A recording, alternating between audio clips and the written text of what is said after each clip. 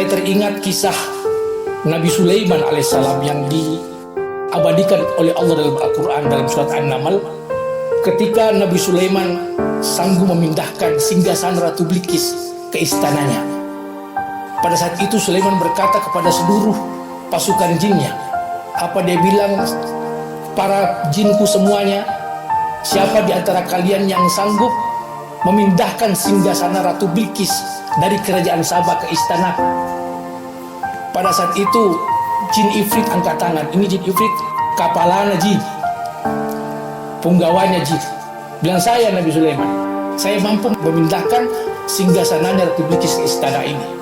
Nabi Sulaiman tanya sama dia, berapa kecepatannya?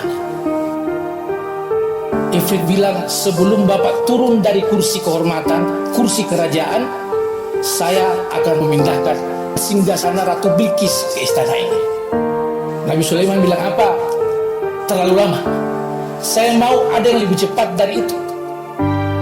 Waktu itu seorang soleh, wali besar, namanya Asif bin Barkiyah, kemudian angkat tangannya di depan Nabi Sulaiman.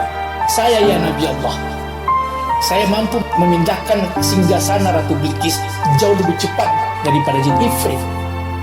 Nabi Sulaiman tanya, seberapa cepat kemampuan memindahkan itu singgasana Ratu Bilqis ke sini?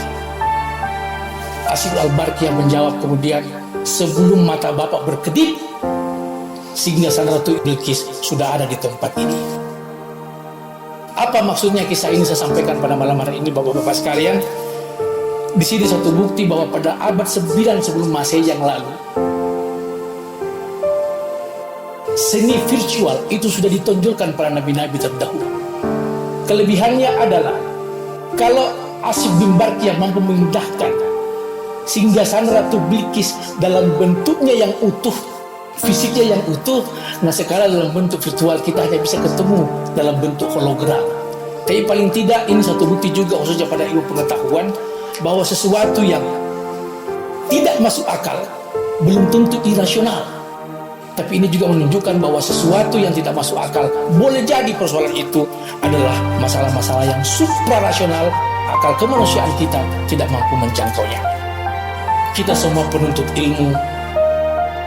Yang terpenting dalam ilmu adalah bukan ilmunya, tapi yang terpenting ilmu adalah hidayahnya, berkah. Rasulullah bersabda, man isdada ilman lam yasdad lahu hudan lam yasdad minallahi illa bu'da. Barang siapa ilmunya orang semakin bertambah tapi hidayahnya tidak bertambah, maka sesungguhnya orang itu semakin jauh dari Allah Subhanahu wa ta'ala. Jangan hanya menuntut ilmunya saja, tapi tuntut berkahnya ilmu.